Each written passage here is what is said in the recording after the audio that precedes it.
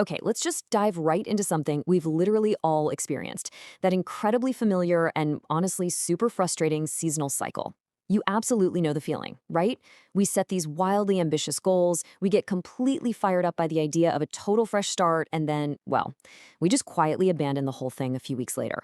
We do it year after year, and honestly, it brings up a massive question about human behavior and how we actually approach self improvement. Seriously, just think about it for a second. January 1st rolls around, and your local gym is absolutely jam-packed. I mean, there's this undeniable buzzing energy in the air. But fast forward to, say, the second week of February, that crowd has thinned out dramatically. The treadmills are suddenly wide open again, and practically everyone who made a fitness resolution has just stopped showing up. It's a pattern so incredibly predictable, it might as well be its own season of the year. But why does this always happen? Well, for the longest time, we've just blamed ourselves. We buy entirely into what researchers call the discipline myth. This is that totally false, yet super pervasive belief that if you fail at a goal, it's because you just simply lacked personal willpower. You lacked discipline. You didn't want it badly enough.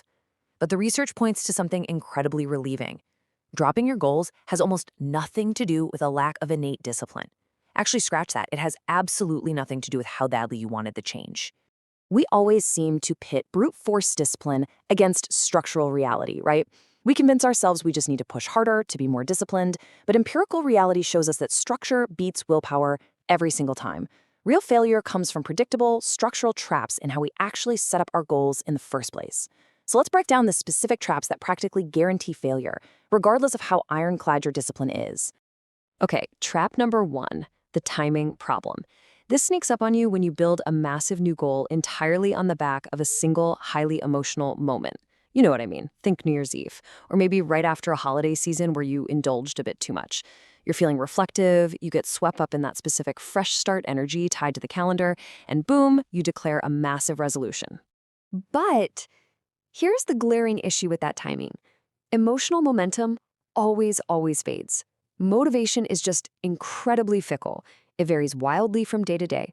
Sure, you might feel totally unstoppable on January 1st, but what about a gloomy, rainy Tuesday in late January when you are exhausted from work? A resolution built exclusively on the high motivation of a single calendar date has absolutely no built-in safety net for surviving the inevitable return to normal, boring daily life. You cannot just expect sheer discipline to magically bridge the gap on a rainy Tuesday. And that emotional high, it leads directly into our second major pitfall, the scope problem. Not only are we relying on fleeting motivation, but we dramatically overestimate how much our daily discipline can actually sustain. We don't just want to tweak one little habit. We want to become an entirely new, perfectly optimized version of ourselves, literally overnight. Let me be clear. Attempting multiple major changes simultaneously is a guaranteed recipe for burnout. Think about trying to completely overhaul your diet while also hitting the gym 5 days a week and starting a strict new financial savings habit, all on the exact same day. Doing that repeatedly drains your extremely limited daily reserve of discipline. It brings on rapid decision fatigue and honestly practically ensures immediate failure. Which brings us to the third mechanism identified in goal-setting research, the all-or-nothing trap. This one is perhaps the most insidious structural flaw of all, mainly because it's rooted in strict perfectionism. It's that all-too-familiar scenario where a single misday or just a tiny minor lapse doesn't just act as a temporary speed bump. No, it triggers the complete and total abandonment of the entire goal. Psychologists have a great name for this. They call it the what the hell effect. Imagine you miss one single workout. Instead of just brushing it off and showing up the next day, you interpret that minor slip as definitive absolute proof that the whole effort is a failure. You literally say to yourself, well, what the hell, I've already messed up, and you completely remove your own psychological incentive to keep trying. This right here is exactly why so many resolutions completely die at the very first sign of a realistic obstacle. So when we look at these three massive structural traps, relying on a fleeting emotional high, taking on way too much at once, and demanding absolute perfection, it really forces a tough question. Are resolutions just pointless? Is the actual act of setting an intentional goal inherently flawed? Like, should we all just throw in the towel on the idea of self-improvement entirely? Well, the answer to that is a resounding no. The research makes it crystal clear. Deliberately choosing to work toward a change is genuinely valuable. The intention to improve is not the problem at all. The failure isn't your lack of discipline, it's the cultural default structure we've all adopted. that oversized scope, the single emotional trigger, and the toxic all-or-nothing framing. It is the structure that fails, not your desire to change. If we want to stop relying on brute force discipline, behavioral research points us straight to 3 highly actionable steps. Step number 1, change just one habit at a time. Step number 2, explicitly plan for the days you will inevitably miss. And step number 3, start your new habit on an entirely ordinary day. Let's quickly break each of these down so we can see exactly why they bypass our usual failure points. First up, you have got to keep this scope incredibly small. Making one small change and sustaining it over time is infinitely more valuable than starting 5 massive changes that you just abandoned by February anyway. It's all about marginal gains. A single, small tweak requires almost zero daily discipline, which pretty much ensures it survives long enough to actually compound into a truly meaningful transformation in your life.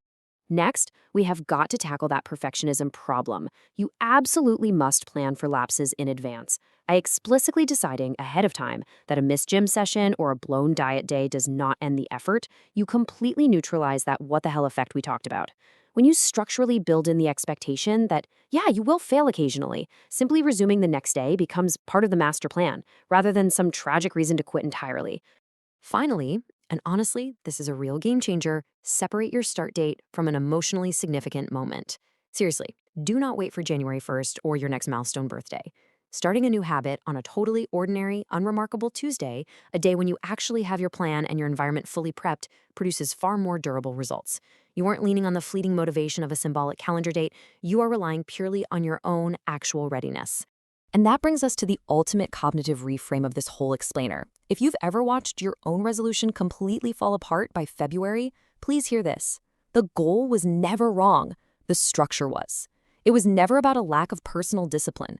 You were just caught in a structural trap of oversized scope, emotional triggers, and perfectionism that literally predicts failure for almost anyone. Fixing that structure is vastly easier than trying to miraculously become a fundamentally more disciplined person. So, I want to leave you with a question to chew on, and I'd absolutely love to see your thoughts down in the comments. Look back at your own life for a second. What is a resolution or a habit change that actually stuck for you? And when you view it through this new structural lens, what made it different? Thank you so much for joining me, and hey, I highly encourage you to apply this structural approach the very next time you decide to make a change.